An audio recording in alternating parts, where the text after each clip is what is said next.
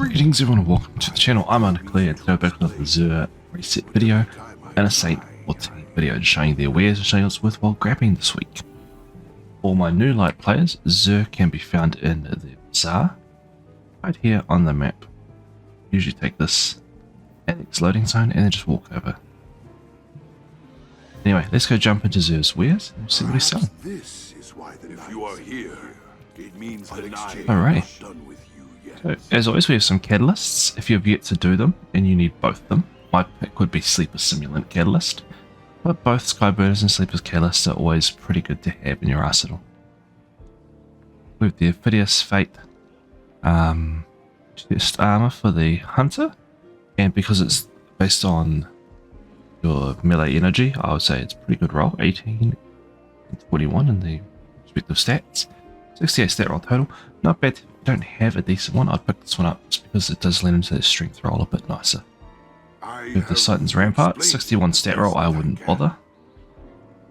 The Stag Helmet for the Warlock, 67 stat roll, so pretty high, but not what I would consider the way to go. Class item is back this week with randomized picks. Make sure you've gone to the Pale Heart and tuned the one you want to get.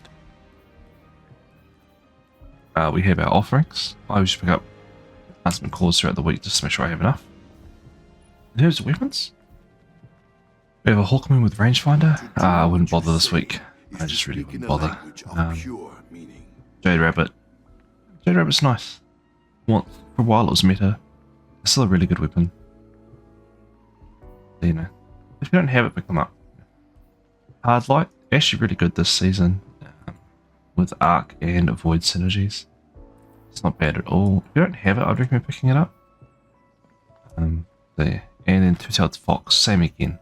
Really good weapon. If you don't have it, I use this on day one for a few raids because it does weakening, does jolt, and does burn at the same time. So you can kind of hit all three synergies if you're playing Prismatic. It's actually quite nice. For legendary weapons, we have the Spare Rations Hand Cannon with Subsistence Rampage. Not a bad PvE roll, I'm going to say, and with the plus 44, if you are here, it means you get to about 50-60 range. It's not bad. Not a bad roll. I'd probably pick that up. Not bad. Distant Pull, wouldn't bother. The Number, wouldn't bother. Annual Skate, wouldn't bother with that. Innocent Major with Spike Chain and Smart Drift Control. It's not bad. It's not a bad weapon if you need a solar grenade launcher because you don't have one. This is a good temporary in-slot pick. It's not bad. It's not bad at all. Thin Precipice weapon. I wouldn't bother with that either. The best that I can. And Eternity's Edge this week for the Warlocks again. Yeah, not a really good roll. Not a good roll at all. In terms of armor, we have 66 stat roll on the gloves, poor distribution, 64 on the chest piece, 61 on the helmet, and 65 on the boots. None of that is worth grabbing this week, which is kind of rough. Go over to the rest of the builds now for the other characters. We have for Titan, 62, 64, 66, 64. Nothing really that spiky. And you don't want too much mobility, wouldn't bother. And for the Hunter, 63, 65. Not bad, it's pretty evenly distributed. So if you needed a makeshift piece, it's not a bad way to go. But otherwise, I wouldn't bother with any of the armor this week. Alright, going over to Saint 14. We do have the trials this week. This week's weapon is the Sniper Rifle, which has some pretty awesome PvE and PvP rolls. I myself have a couple of PvE rolls I've kept, and I'll show you those.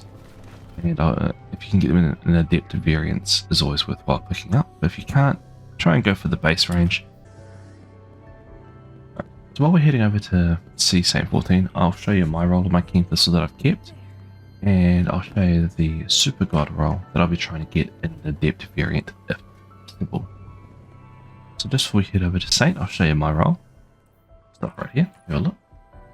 So I have the triple tap bait and switch roll because it's just a really nice roll. I probably would want to go for more of a sustained fire version because usually you don't want 2 bait and switch weapons on your character. If you run out of ammo, if you're heavy, you've basically ruined your bait and switch with this. But if you kind of alternate it well enough, you can kind of keep it up and running. I've done it with Hasten's Vengeance, quite nice. Oh, go see Saint. Yeah, so you got your 2 passages again this week. I've been made aware that you cannot go to the lighthouse with this passage. You have to have this passage for lighthouse.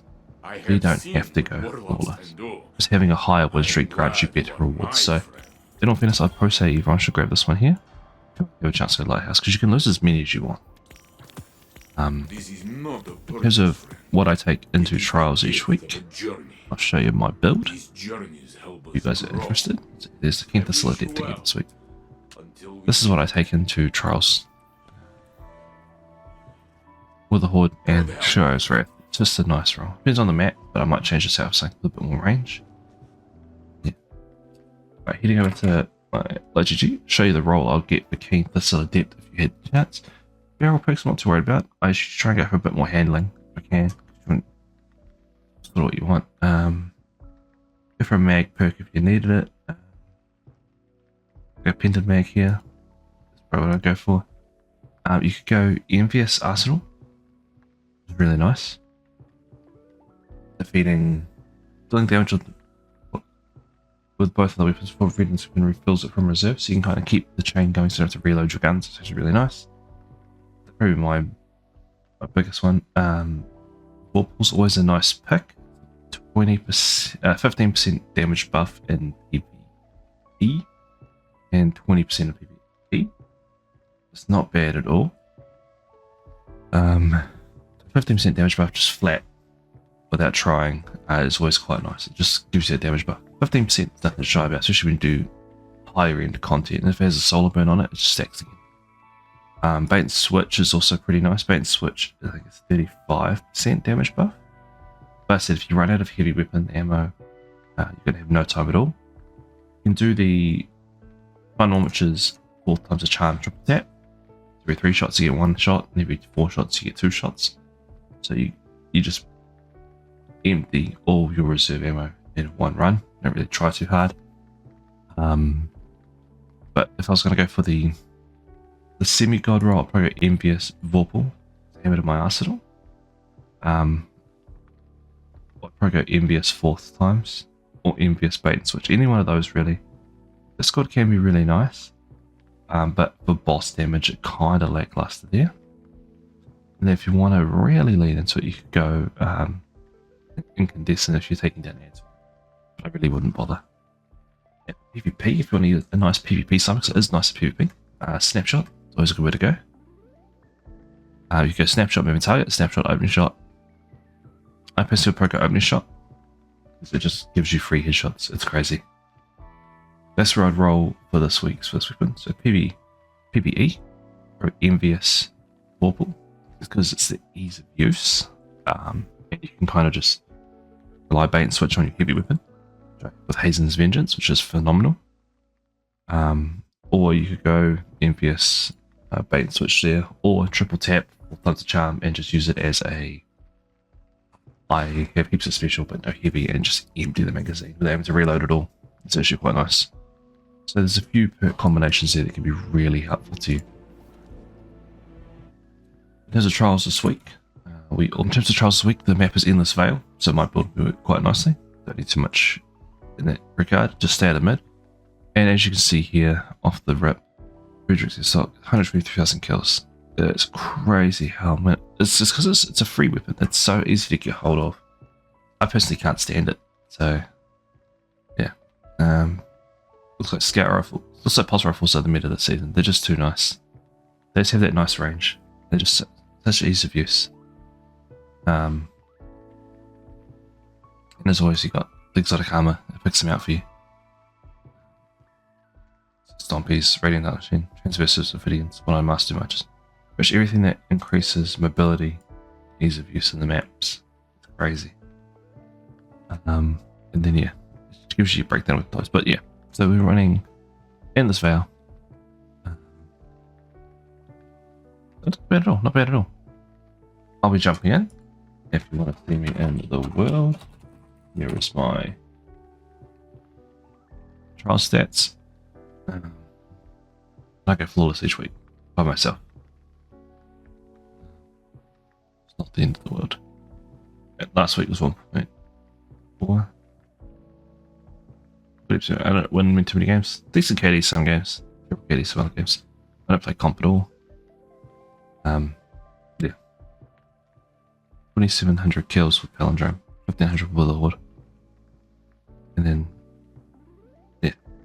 You have 68 flawlesses, apparently. So, not bad. Yeah. Heaps of fun. So if you're looking at running it, jump in. It's really easy.